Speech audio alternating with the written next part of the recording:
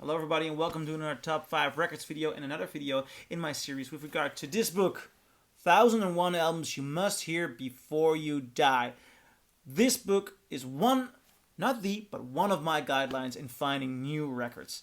And just before I did this video, I opened it to randomly get a page of which album to discuss next. And the album I'm going to discuss today is one by Alice Cooper, Billion Dollar Babies.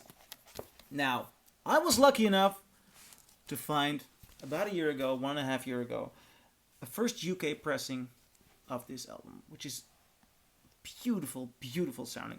I also have another one. I have a first Dutch pressing over here, which also sounds nice, but the first UK, it sounds so full. It's such a good record. I really like the mystique of this album. Now, if you open it up and you have bought yourself a copy, first thing to find out is, does it have the dollar bill? Because these records should have the dollar bill, the $1 billion bill inside.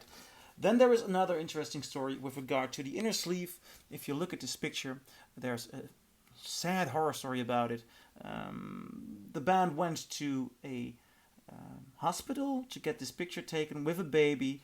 They got makeup on the baby, and for some horrible reason, I'm not sure what the reason is, the baby did not live long after this shoot. Now, I'm not quite sure how true that story is, because if there is one thing to notice with Alice Cooper, it is the fact that he has a very good marketing team and that he has a very strong narrative surrounding his music. Alice Cooper is the man of horror stories. The tour of this album had guillotines on stage, some of the most horrible scenery. It was truly terrifying, and some people really thought this man was dangerous. And he is mostly known as a dangerous man, but what this album proves to me is that he is, and the band is, a group of brilliant musicians. They have a very strong narrative. They have a very strong atmosphere and identity in the song, in music, and the lyrics are, though sometimes gruesome, brilliantly written. There is an element of shock value in these songs, but they have something to say about that. It's never just flat out a bored adolescent trying to impress. I'll go through some of the songs. This album opens with Hello Hurrah, which is a very powerful song and reminds me of the third song of this album, which was a very big hit. Elected is on there.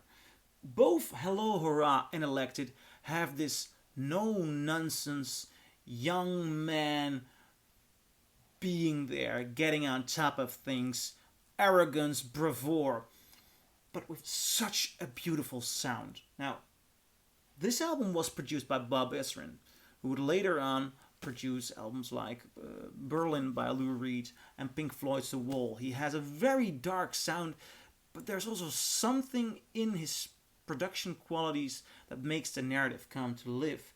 And Elected, I mean, Alice Cooper, as a band, they tell the story of a bad politician wanting to get elected. Batman kind of type of villain. And that bravado, that outrageousness, that outspokenness, it's all not just in the lyrics, it's also in the power, the energy, the guitars.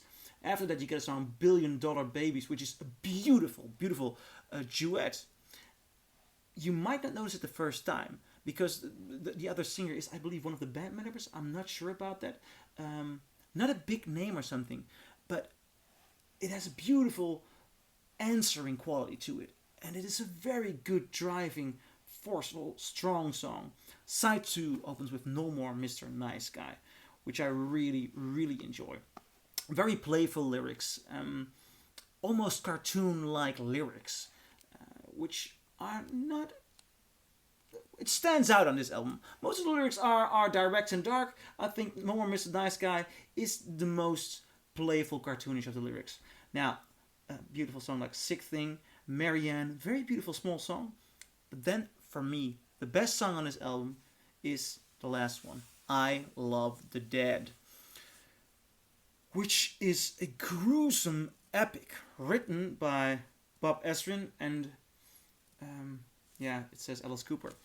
I Love the Dead is a song about necrophilia. I can't make it any more beautiful than that.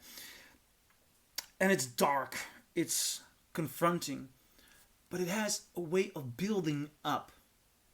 It has a way of getting you, the listener, alongside to the graveyard, and you almost get involved in the situation. It has the most outrageous vocals. It is so intense. It is so almost sick, direct, shameless.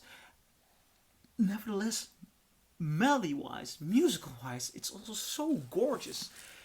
It is a truly unique ending of a truly unique album. I really love $1 Billion Babies. And if you ask me the question, does it belong in this book? The answer is so easy. Obviously, it is dark. It might be not up your alley because of its nasty tendencies, but on a musical level alone, it's worthwhile and it's worth a listen.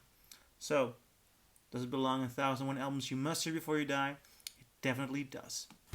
So, what is your opinion? Do you agree? Do you disagree? Leave a comment below, and I'll see you in the next video.